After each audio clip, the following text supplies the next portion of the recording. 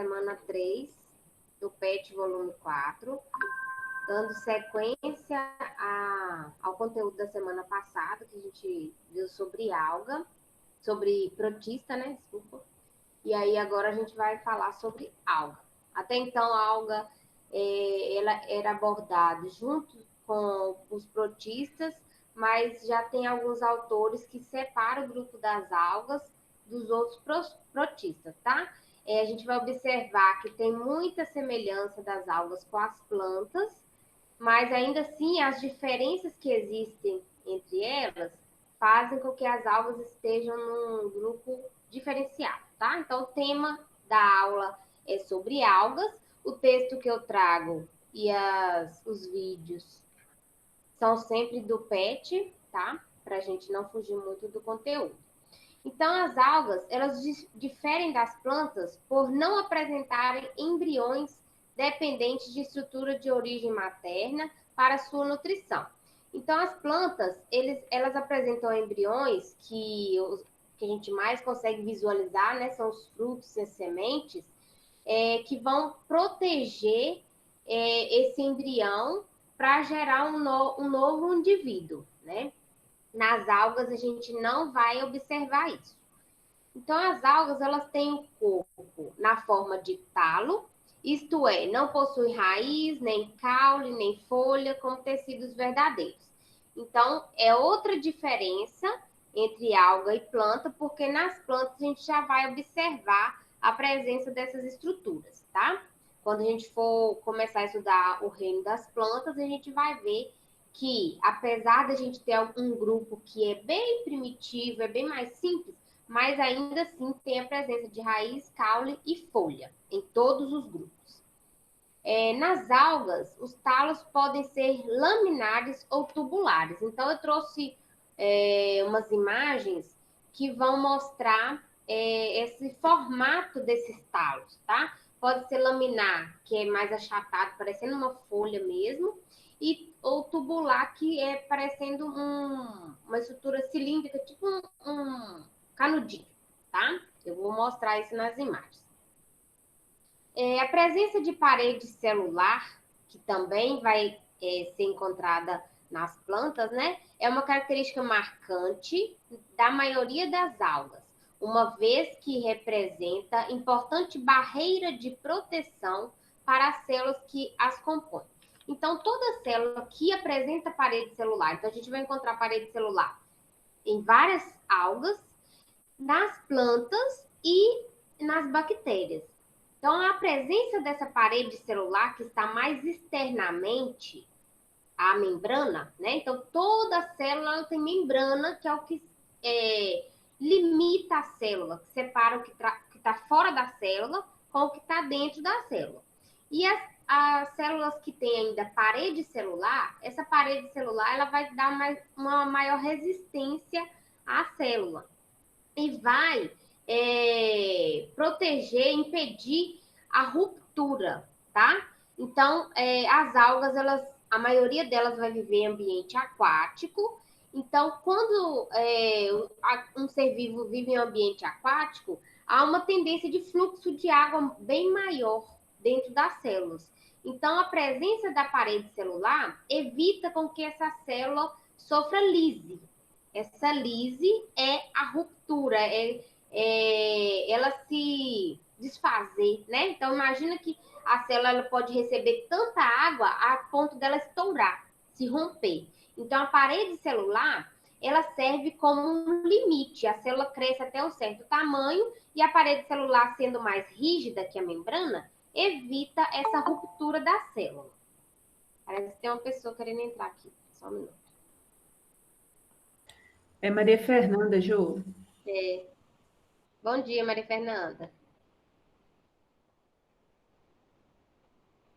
Então, a parede celular ela vai ter essa função muito importante. Tá? Fez barulhinho de novo.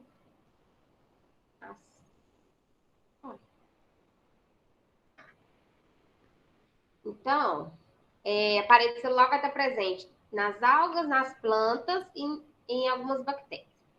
Existem espécies de algas unicelulares, ou seja, o organismo todo está contido numa célula só, e tem células também, tem algas também que são pluricelulares, ou seja, elas são formadas por várias células, vivendo isoladas ou em colônias, ou seja, um indivíduo sozinho ou vários indivíduos juntos formando colônia.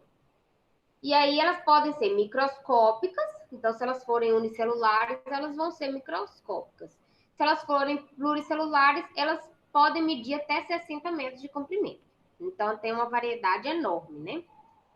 Habitam principalmente em ambientes aquáticos, como mares, rios, lagos, lagoas e fontes termais. Algumas espécies podem ser encontradas em ambiente terrestre, como solo úmido e casca de árvore. Então, não sei se vocês já viram líquens. Geralmente, aqui em Jaguaraçu e Mangueira, a gente encontra muito no tronco de árvores os líquens, que são associação de alga e fungo.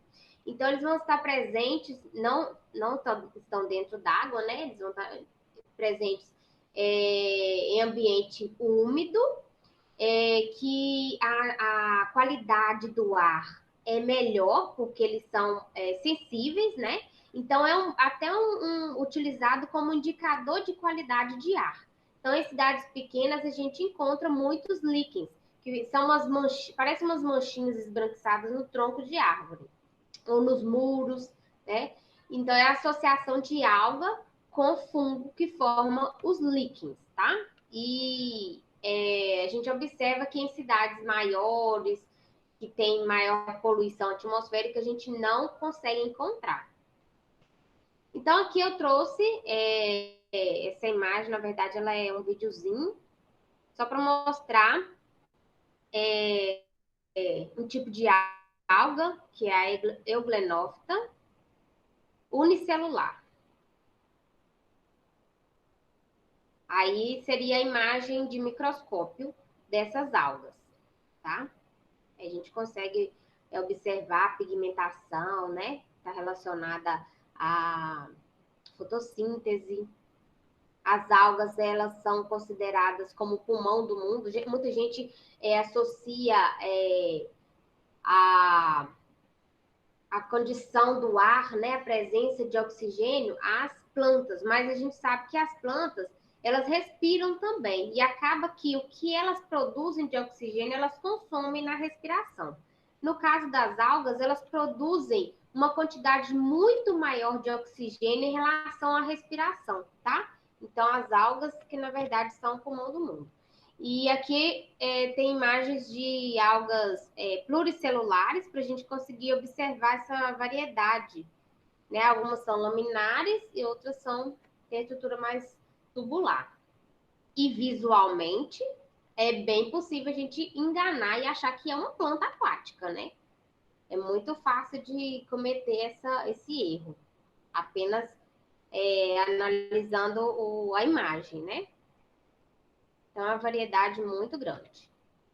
Então, esse quadro, ele tá lá no PET, né? Não vou falar ele todo, porque é a título de informação, ninguém precisa decorar as informações que estão aqui, mas a gente precisa entender que, assim como todo quadro, ele traz informações muito importantes, a gente tem que, pelo menos, conseguir interpretar, né?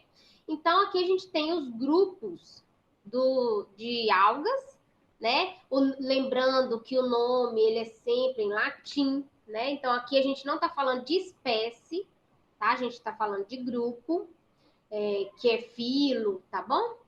Dentro das algas, né? Então, por exemplo, a clorófita, ela é um grupo, e esse grupo, que tem vários exemplares, né?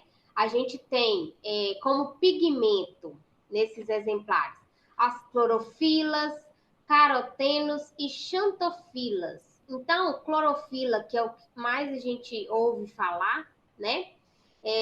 Que é também semelhante ao pigmento das plantas, que vai ter essa sensibilidade à luz, e aí vai ser possível a conversão de energia para as algas, né? Então, elas conseguem fazer fotossíntese.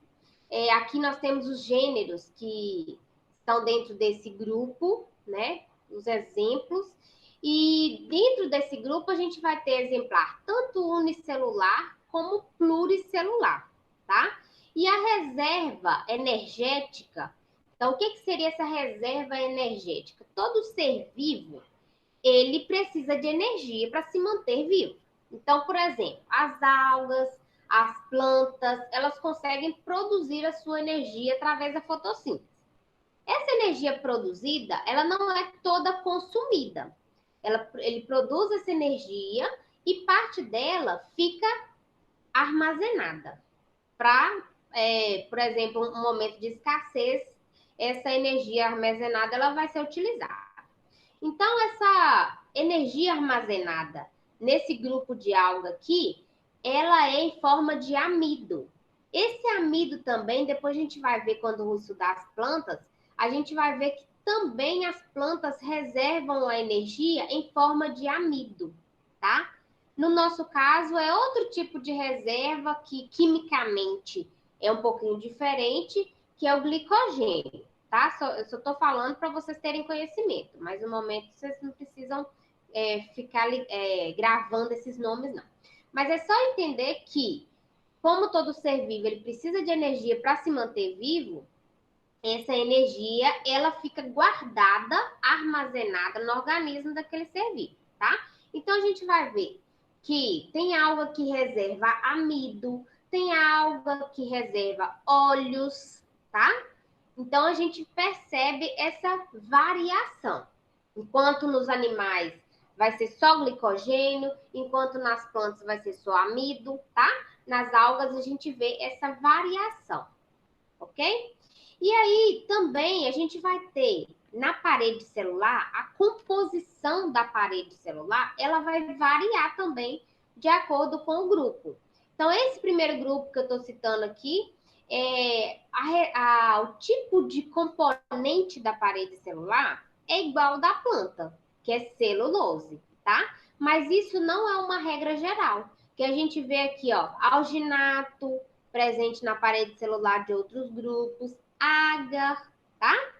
Então, todos eles têm parede celular, porém, essa parede celular ela é composta de substâncias diferentes, tá bom? E aí a gente vai ter essa variação dentro dos grupos, tá? E aí eu não vou falar dos outros grupos, não, mas é só para vocês conseguirem interpretar o quadro. E esse quadro tá lá no PET, tá? Eu dei o print, ele tá exatamente dessa forma, ok? Qualquer dúvida, vocês podem me interromper. Essa imagem também eu retirei lá do PET. Ela está representando uma reprodução que ocorre nesse grupo aqui, ó, uva lactuca, tá? Que é conhecido como alface do mar. E é um grupo de alga, tá? E alga pluricelular. Então, lá no PET tem essa imagem, eu retirei de lá, e tem um texto explicando o que acontece aqui. Então, eu vou explicar o que é esse ciclo de alternância de geração. O que significa isso? Esse ciclo de alternância de geração também é semelhante às plantas, tá? A gente tem, então, a presença dessa alga tanto na fase de esporófito, então a gente pode encontrar na natureza a alga nessa fase de esporófito, que é 2N ou diploide, eu vou explicar o que é isso. E a gente pode encontrar também na natureza, visivelmente, que todas essas duas fases, ela é pluricelular, tá? Então, olha só, visualmente ela é muito semelhante. Olha aqui, o esporófito, que é diploide, e aqui o gametófito, que é haploide, tá? Então, esses dois a gente pode encontrar na natureza. Como se a gente pode considerar como se fosse a fase adulta dessa alga, tá? Então, eu vou começar o ciclo explicando por aqui. Então, o que seria esse 2N ou diploide? Geralmente a gente vê isso lá no primeiro ano do ensino médio, né? Então, eu vou dar exemplo de nós, seres humanos, que eu acho mais fácil de compreender. Nós temos várias células, então nós somos pluricelulares. Dentro do núcleo de cada célula, nós temos o material genético, né? É claro que a gente tem exceções de algumas células que perdem o núcleo, tá? Mas de forma geral, nós temos no núcleo o material genético. Esse material genético, ele está armazenado no núcleo em forma de cromossomos, né? E cada espécie tem um número de cromossomo específico. Dependendo da espécie, a quantidade de cromossomo pode ser grande ou pode ser menor do que a nossa. Então, no nosso caso, dentro do núcleo de cada célula nossa, nós temos 46 cromossomos, tá? Esse número de cromossomo é da nossa espécie. Então, um indivíduo normal vai ter 46 cromossomos dentro do núcleo de cada célula. Beleza. Só que nós temos também os gametas. O que são os gametas? São o espermatozoide ou ovócito. Então, o homem produz espermatozoide, a mulher produz ovócito. São células que são especializadas para reprodução, tá? Essas células especializadas para reprodução, elas têm metade do número de cromossomo. Então, na nossa espécie, nós vamos ter dentro dos gametas metade do número de cromossomo, que vai dar o quê? 23 cromossomos. Então, a célula que não é gameta, que a gente chama de célula somática, pode ser a célula da pele, por exemplo, ela vai ser 2N ou diploide, que vai ter 46 cromossomos. Já os gametas, eles vão ser haploides ou N. Então, o que é esse N aqui? É um número que vai variar. No nosso caso é 23, mas no caso de uma outra espécie vai ser, por exemplo, 100 ou pode ser 2, tá? Então, cada espécie vai ter um número diferente. Por isso que usa N, que na matemática o N ou o X não é uma variável. Aqui também a gente usa assim, tá? Então, N é sempre metade de 2N, porque 2N, esse 2 aqui, ó, representa 2 vezes N, tá? Então, aqui, ó, as células são diploide, que é a mesma coisa, é sinônimo de 2N, e aqui as células são haploides, que é a mesma coisa de N, que elas têm metade do número de cromossomos, tá? Então, eu dei exemplo da gente para ficar mais fácil de compreender a diferença de haploide para diploide. Então, beleza. Começando o ciclo aqui, nós temos a alga pluricelular, né? Então, aqui ela tem várias células. Aqui a gente consegue observar, é como se fosse ampliada essa região. Então, a gente vê aqui ampliado. E a gente vê aqui, ó, os esporângios, que são diploides, né? Porque ele veio daqui desse esporófito, que é diploide. Beleza. Só que aqui vai ocorrer uma divisão celular que a gente chama de meiose. O que é a meiose? É um tipo de divisão celular que a gente tem redução no número de cromossomos. Então, a meiose ela vai reduzir para metade. A meiose vai formar gameta, tá? Então, se a gente tem aqui células diploides, né? Depois da meiose, nós vamos ter esporos haploides. Então, aqui ele era 2N. Como ele passou pela meiose, teve redução pela metade. Então, a gente teve redução no número de cromossomos. A gente teve aqui, então, a produção de esporos, que são haploides, tá? Esses esporos haploides, eles sofrem uma outra divisão celular que é a chamada mitose. Só que a mitose é um pouquinho diferente da meiose. Na meiose, a gente tem mudança no número de cromossomos. Reduziu de 2N, passou para N. Na mitose, a gente não tem alteração no número de cromossomos. A gente só tem aumento no número de células. Então, aqui era unicelular, ela vai se formar uma estrutura pluricelular. Vai ter só aumento no número de células. Não mudou em nada a quantidade de cromossomos. Aqui, ó. E aí, então, nós vamos ter a formação do gametófito. O gametófito é uma estrutura pluricelular onde as células são haploides, tá? E aí, então, a gente vai ter gametófito feminino e gametófito masculino. Esses gametófitos, eles vão produzir os gametângios. Então, aqui a gente vê uma ampliação, né, dessa estrutura, e aí a gente vê os gametângios. Os gametângios vão produzir gametas. Os gametas são as células especializadas para reprodução, né? Então, a gente tem o gametófito feminino produzindo gametângios que vão produzir gametas femininos. Aqui nós temos o gametófito masculino produzindo gametângios e gametas masculinos. Esses gametas, eles são liberados. A gente está falando de uma alga aquática, tá? Então, vai ser liberado na água. Os gametas liberados na água, eles vão se encontrar e fundir. Eles vão se unir.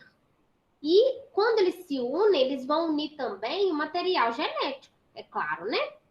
Então, essa união de gameta chama fecundação. Na fecundação, a gente tem a união do material genético feminino com a união do material genético masculino.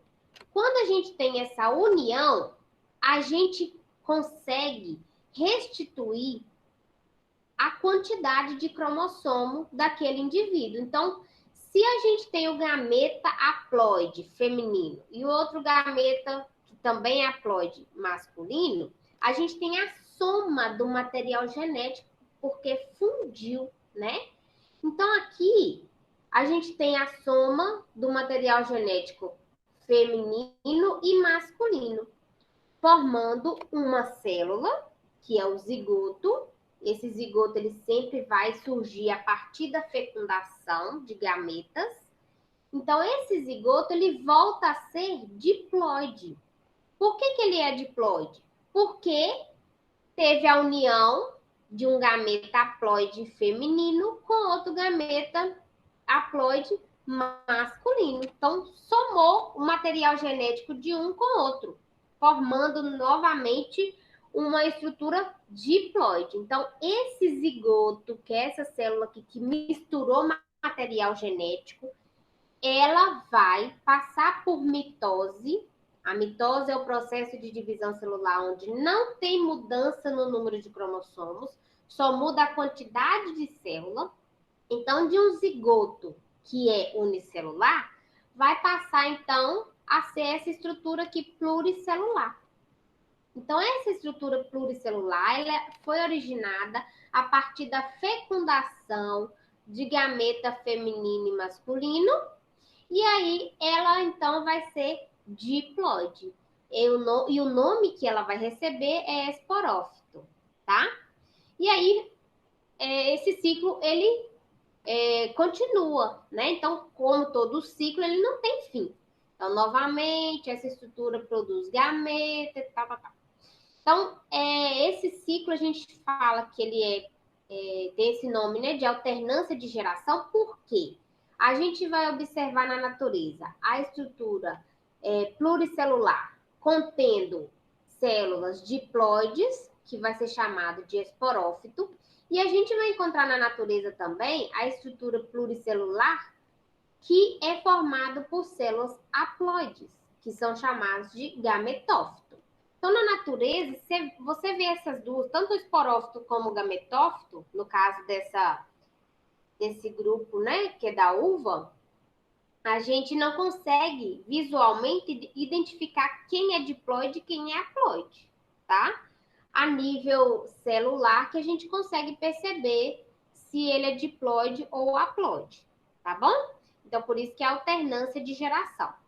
E aí é o ciclo finaliza quando a gente tem a formação dessa estrutura diploide, que foi originada a partir da fecundação de gametas diferentes, tá? Então, geneticamente, essa aqui vai ser diferente porque teve mistura de material genético. E isso é uma reprodução sexuada, tá? Porque tem formação de gametas, teve a fecundação, ok? Alguma pergunta por enquanto? Então, lá no PET também traz com relação à importância das algas. Deixa eu só verificar se está gravando ainda, porque ontem eu estava no meio da aula, a internet caiu e eu continuei falando igual uma louca, depois eu tive que fazer tudo de novo. Mas está gravando. Então, a importância das algas. As algas, elas ocupam o primeiro nível trófico das cadeias alimentares. O que significa isso? Cadeia alimentar é uma representação com relação à energia, a passagem de energia entre os seres vivos, né? Então, o primeiro nível trófico ele é ocupado por aqueles seres que conseguem produzir a sua própria energia.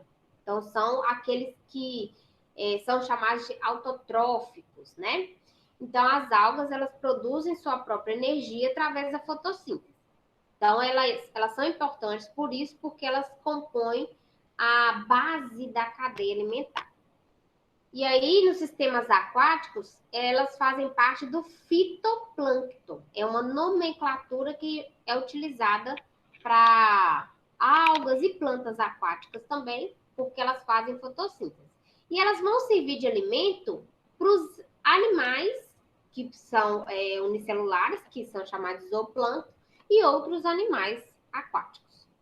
As algas são muito utilizadas em várias atividades industriais e na própria alimentação humana, particularmente pelas populações orientais. Então, a gente vê a utilização de algas em pratos orientais, né? Nas comidas japonesas, por exemplo.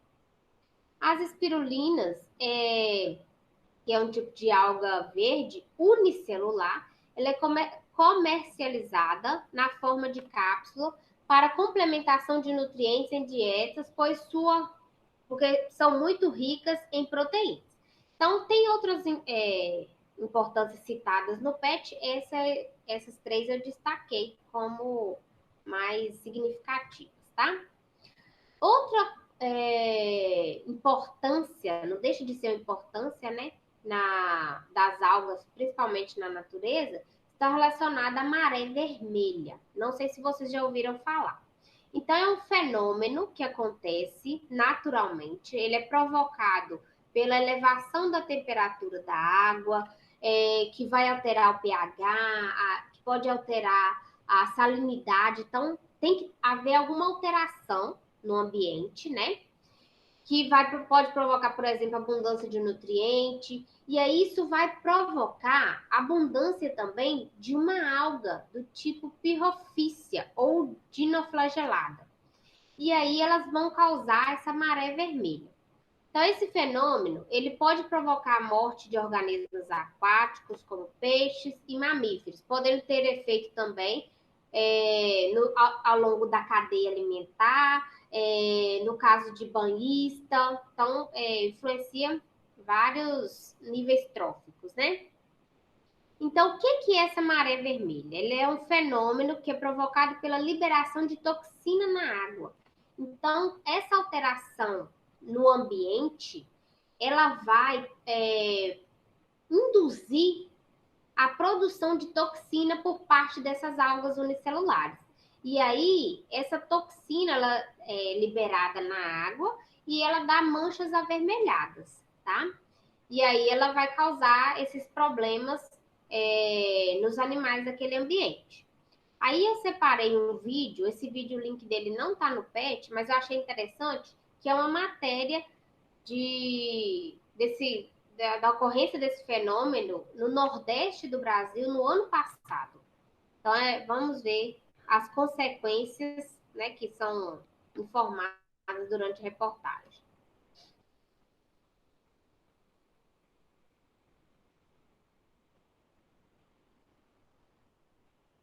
Solzão praia, o mar pra lá de convidativo e quase sem ninguém. A cena incomum, em pleno verão, se torna até, diríamos, improvável pelo local onde nós estamos. Essa é a praia de Maracaípe, uma das mais badaladas do litoral sul de Pernambuco. Durante a manhã dessa terça-feira, dava para contar nos dedos quantos banhistas se arriscavam a dar um mergulho no mar. Teve até quem se arrependesse. Rapaz, o susto, viu? O medo danado, o rapaz aqui acabou de falar da situação. Tô aqui ainda com medo, né? Não sei se pode ter algum resquício ou não, né? O receio ainda é consequência do último fim de semana, quando vários frequentadores da praia apresentaram um quadro de intoxicação. Adeildo trabalha como garçom neste bar, um dos mais conhecidos do local. Ele e outros 19 funcionários se sentiram mal. Alguns, inclusive, precisaram de atendimento médico. Deu febre, dor de cabeça, dor no corpo. A gente pensou que alguma coisa que a gente tinha tomado, mas não foi não. Foi o mau tempo do mar, a maresia. Tem 24 pessoas trabalhando aqui no bar. 20 pessoas adoeceram. Os 4 que estavam de fora escaparam dessa febre aí. O fenômeno é conhecido como maré vermelha. Acontece quando existe uma grande concentração de uma espécie de microalga e, por conta do aumento na temperatura do mar, elas acabam dissipando uma espécie de toxina. Ao simples contato da pele com a água do mar, ou então até mesmo pelo ar, o banhista acaba desenvolvendo a intoxicação, que começa com uma dor na garganta, dor de cabeça e vai evoluindo. Enjoo, febre e outras consequências. Foi o que aconteceu com o Sérgio, mas, segundo ele, o problema maior nem foi o mal-estar, e sim a queda no movimento do comércio. Foi assim, rápido, muito rápido mesmo. Só que tem pessoas que demoram um pouquinho mais para se recuperar, né? Eu, graças a Deus, na segunda-feira já amanheci bem, mas tem amigos nossos, funcionários nossos aí que ainda passando mal dessa crise, essa virose, viu? Já tá meio fraco mesmo o movimento, mas atingiu um pouquinho, sim. De acordo com o secretário de Meio Ambiente de Ipojuca, o fenômeno é comum nesta época do ano. Segundo ele, desde o último domingo, equipes da secretaria estão monitorando todo o litoral do município com o objetivo de detectar possíveis novos focos. Nós vamos permanecer durante a semana toda, né? Hoje de manhã, logo cedo, já encaminhamos uma equipe novamente para lá. Elas estão andando a costa toda, né? Desde Camboa até Maracaípe, seguindo um pouco também para Serrambi, né? Porque pode acontecer esse fenômeno lá também, para que as pessoas fiquem alertas. Alívio para este casal de turistas que veio do Mato Grosso para passar a lua de mel em Maracaípe. Falaram que passado, viemos aqui, a água tá bonita, tá legal de ficar aí. Deu uma tranquilizada boa. Aproveitar a viagem agora. Agora dá. Estou muito assustado com essa maré vermelha. Vai encarar o mar. Vou encarar o mar. Para o secretário de Meio Ambiente da cidade, o fenômeno não deve atrapalhar o fluxo de turistas nas praias da cidade durante o carnaval. Pode ficar tranquilo que os turistas podem vir tranquilamente, que a gente... Agora é só preocupação com relação ao carnaval. Então, essa reportagem é só para vocês verem as consequências desse fenômeno na natureza, tá? Então, eu estou disponível agora para dúvidas. Obrigada pela presença de vocês. Vou encerrar a gravação. E aí, quem quiser ligar o microfone, fazer pergunta, pode ficar à vontade.